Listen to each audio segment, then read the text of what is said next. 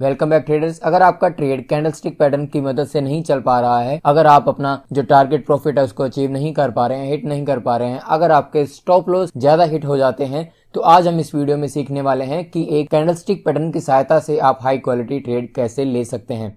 इस particular video में हम बुलिश इंगल्फिंग कैंडलस्टिक पैटर्न के बारे में बात करेंगे। तो आज हम इस वीडियो में सीखने वाले हैं कि बुलिश इंगल्फिंग कैंडलस्टिक पैटर्न क्या होता है, यह मार्केट में आपको कैसे मिल सकता है, कहां कहां आपको यह ढूंढना है, और इसके बाद हम देखेंगे कि कहां पर हमें बाय करना है, कहां पर सेल करना है, कैसे स्टॉप लॉस लगाना है, कहां पर अपने प्रॉफिट बुक करना है। इसके बारे में सीखेंगे कौन कौन से टाइप से आपको bullish engulfing candlestick pattern market में मिल सकता है, जिससे कि हमारा जो हाई क्वालिटी का ट्रेड है उसको हम ले पाए। और उसके बाद अगर आप इंट्राडे करना चाहते हैं तो आपको कौन सा टाइम फ्रेम यूज करना है, स्विंग ट्रेडिंग के लिए आपको कौन सा टाइम फ्रेम यूज करना है, इन सब के बारे में हम देखेंगे और एक हाई क्वालिटी के ट्रेड लेना सीखेंगे। सबसे पहले हम बात करेंगे बुलिश इंगल्फिंग कैंडलस्टिक पैटर्न के बारे में। Bullish engulfing candlestick pattern market में दो कैंडल से मिलकर बनता है। पहली होती है जो स्मॉल बेरिश कैंडल होती है, और जो दूसरी कैंडल होती है वो एक लॉन्ग बुलिश कैंडल होती है, यानी कि लंबी तेजी की कैंडल होती है। उसके बाद अगर हम इसे डिटेल से समझने की कोशिश करें तो उससे पहले मैं आपको बात बता दूं, अगर आप बुलिश इंगल्फिंग कैंडलस्टिक पैटर्न की सहायता से ट्रेड लेना चाहते हैं तो आप इसे स्टॉक मार्केट में भी यूज कर सकते हैं, आप इसे फॉरेक्स मार्केट में यूज कर सकते हैं, आप इसे क्रिप्टो मार्केट क्रिप्टो करेंसी में भी यूज कर सकते हैं, और आप इसे ऑप्शनल ट्रेडिंग के लिए भी यूज कर सकते हैं। तो चलिए अब बात करते हैं कि बुलिश इंगल्फिंग कैंडलस्टिक पैटर्न बनता कैसे है। आप यहाँ देख सकते हैं कि यहाँ पर दो कैंडल है। जो पहली कैंडल है वो स्मॉल बेरिश कैंडल है, जो दूसरी कैंडल है वो एक लॉन्ग बुलिश कैंडल है। तो आपको एक बात का ध्यान रखना है कि जो पहली कैंडल है वो हमेशा दूसरी कैंडल के इंगल्फ में बननी चाहिए, यानी कि आप यहाँ देख सकते हैं कि जो दूसरी कैंडल बनी है वो पहली कैंडल को इंगल्फ कर चुकी है, यानी कि उसको खा चुकी है, उससे बड़ी बनी है, जो उसकी जो बॉडी है उसके अंदर ही वो कैंडल बनी है। तो यानी कि पहली कैंडल है जो हमेशा बननी चाहिए दूसरी कैंडल के ओपनिंग और क्लोजिंग प्राइस के बीच में, जैसे कि ये इसका क्लोजिंग प्राइस है और ये वाला इसका ओपनिंग प्राइस है। तो जो पहली कैंडल बनी है वो इन दोनों प्राइस के बीच में बनी है, और जो पहली कैंडल है वो दूसरी कैंडल को इंगल्फ कर चुकी है, यानी कि पूरी तरीके से खा चुकी है। तो इसका मतलब यह है कि यह एक बुलिश इंगल्फिंग कैंडलस्टिक पैटर्न है। चलिए अब बात करते हैं कि बुलिश इंगल्फिंग कैंडलस्टिक पैटर्न आपको चार्ट में कितने तरीके से मिल सकता है, यानी कितने प्रकार से यह बनता है। जो पहला कैंडलस्टिक पैटर्न है जो एक कंप्लीट रूप से बुलिश इंगल्फिंग कैंडलस्टिक पैटर्न है, लेकिन हम यहाँ पर अगर दूसरे कैंडलस्टिक पैटर्न की बात करते हैं तो जो पहली कैंडल है वो मारूबोजू हो सकती है, और जो दूसरी कैंडल है वो नॉर्मल कैंडल हो सकती है। जो तीसरे कैंडलस्टिक पैटर्न की बात करें जो कि दोनों मारूबोजू हो सकती हैं, या फिर जो पहली कैंडल है मारूबोजू हो सकती है और दूसरी कैंडल भी मारूबोजू हो सकती है। तो इन दो तीन तरीके से आपको कैंडलस्टिक पैटर्न है जो ज्यादा देखने को मिल सकता है। बस आपको ये बात ध्यान रखना है कि जो पहली कैंडल है वो हमेशा दूसरी कैंडल की बॉडी के बराबर हो, या फिर उससे कम हो सकती है, उससे बड़ी ना हो, उसको इंगल्फ कर चुकी हो, ये बात का आपको ध्यान रखना है।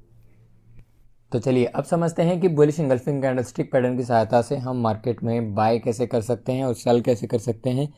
तो बाय करने के लिए सबसे पहले आपको ये देखना है कि जो बुलिश इंगल्फिंग कैंडलस्टिक पैटर्न है वो हमेशा मार्केट में एक डाउन ट्रेंड के बाद बनता है या फिर एक मंदी के बाद बनता है। जैसे कि आपको डाउन ट्रेंड के बाद चार्ट के बॉटम पर आपको बुलिश इंगल्फिंग कैंडलस्टिक पैटर्न बन जाएगा। उसके अगले दिन जो कैंडल्स ओपन होंगी वो दो तरीके से ओपन हो सकती हैं, जैसे कि पहला गैप अप ओपन हो सकती है। अगर गैप अप ओपन होती है तो आप उसी समय उस कैंडल में बाय कर लेना है और आपको एक स्ट्रॉन्ग पोजीशन होल्ड है जो मिल जाएगा। उसके बाद अगर अगले दिन कैंडल गैप से ओपन नहीं होती है, उसके आसपास ही बुलिश इंगल्फिंग कैंडलस्टिक पैटर्न के आसपास ही कहीं ओपन होती है, तो आपको मार्केट में तब तक वेट करना है जब तक कि जो प्राइस है वो बुलिश इंगल्फिंग कैंडलस्टिक की जो लॉन्ग कैंडल है उसके हाई को तोड़कर ऊपर की तरफ नहीं निकल जाता। जैसे कि मैं यहाँ पर मार्क कर देता हूँ कि यह इसका हाई प्राइस है, और जो दूसरी कैंडल बनी है इस कैंडल में इस लेवल पर जाकर प्राइस ऊपर चला गया है, हाई को तोड़कर ऊपर चला गया है, तो आप यहाँ पर बाय कर सकते हैं, आपको यहाँ पर बाय कर लेना है। और आपको स्टॉप लॉस है जो हमेशा बुलिश इंगल्फिंग की जो लो का प्राइस है, बड़ी कैंडल की जो लो का प्राइस है उसको लगा देना है।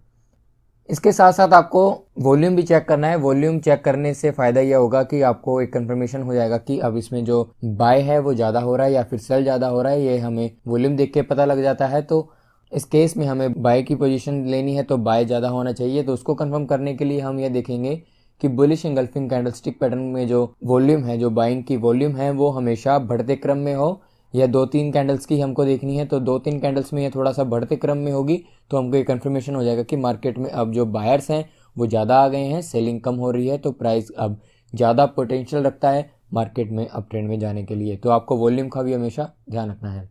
अब बात करते हैं कि हमें इंट्राडे के लिए, स्विंग ट्रेडिंग के लिए, पोजिशनल ट्रेडिंग के लिए कौन कौन से टाइम फ्रेम यूज़ करने हैं, कौन कौन से चार्ट हमको देखने हैं।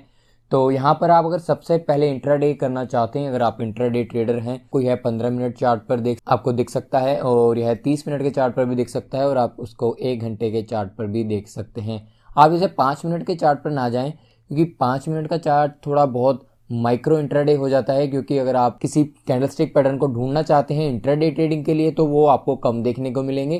थोड़े से बड़े टाइम फ्रेम लेंगे, 1 घंटे, 4 घंटे, 1 दिन, 30 मिनट का टाइम फ्रेम लेंगे, तो आपको चांसेस हैं कि आपको ज़्यादा बार ये कैंडलस्टिक पैटर्न देखने को मिल पाएंगे। तो आपको थोड़ा सा बड़े टाइम फ्रेम पे आपको जाकर यह कंफर्म कर लेना है।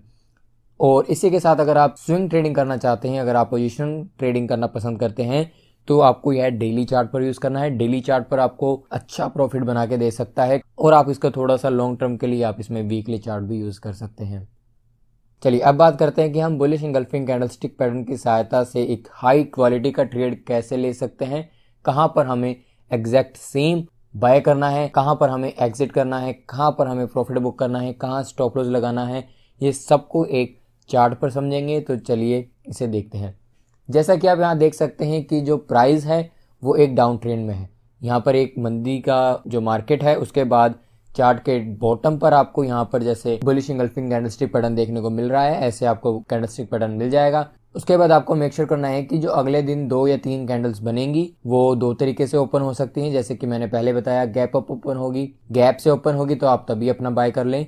अगर गैप से ओपन नहीं होती है, आसपास कहीं ओपन होती है, तो आप मार्केट में थोड़ा सा वेट करें, थोड़ा सा पेशेंस दिखाएं, और जब आपको लगे कि प्राइस अब हाई को तोड़कर ऊपर निकल चुका है, जो बुलिश इंगल्फिंग कैंडलस्टिक पैटर्न का हाई है उसे तोड़कर ऊपर निकल चुका है, तो आप अपना जो पोजीशन, बाय की पोजीशन ले सकते हैं। इसके बाद एक्स्ट्रा कंफर्मेशन के लिए मैं यहाँ पर एक अगर मूविंग एवरेज भी चेक करता हूँ, तो आप देख सकते हैं, जैसे कि मैंने यहाँ पर 50 मूविंग एवरेज ऐड किया है, तो आप देख सकते हैं कि ये कैंडलस्टिक पैटर्न 50 मूविंग एवरेज पर सपोर्ट लेकर ऊपर जा रहा है। तो यह हमारा एक एडिशनल कंफर्मेशन हो जाता है। आप जब भी ट्रेड लेते हैं तो सिर्फ कैंडलस्टिक पैटर्न्स पर ट्रेड ना लें, क्योंकि इसमें स्टॉप लॉस हिट होने के चांसेस ज़्यादा हो जाते हैं।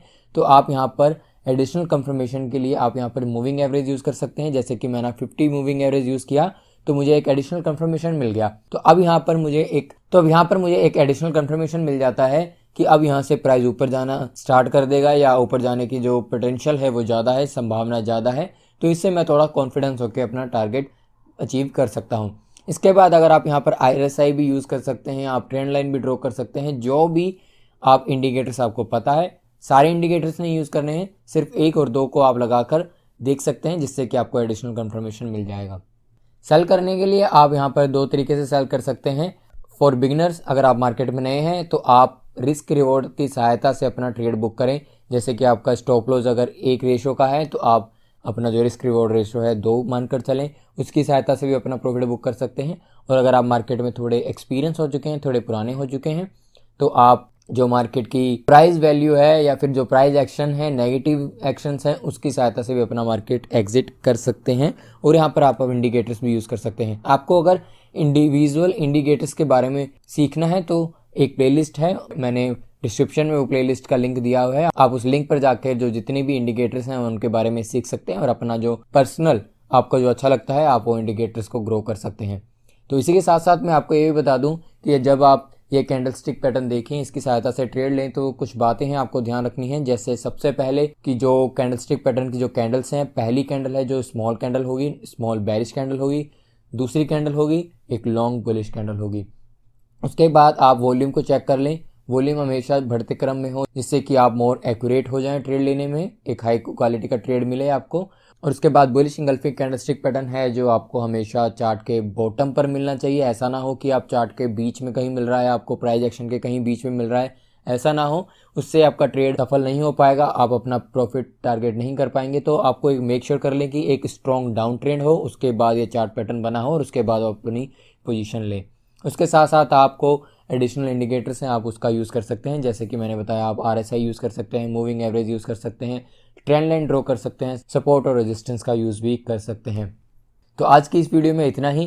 आई होप कि आपको यह टॉपिक समझ आ गया होगा और आप अब जब भी ट्रेड लेंगे तो एक बेहतर ट्रेड ले पाएंगे, हाई क्वालिटी का ट्रेड ले पाएंगे। अगर आपके फिर भी इस वीडियो से संबंधित कोई क्वेश्चन है तो आप कमेंट बॉक्स में जाकर क्वेश्चन लिख सकते हैं, आप कमेंट कर सकते हैं। तो इसी के साथ अगली वीडियो में मिलते हैं अगले कैंडलस्टिक पैटर्न के साथ। तब तक के लिए गुड बाय।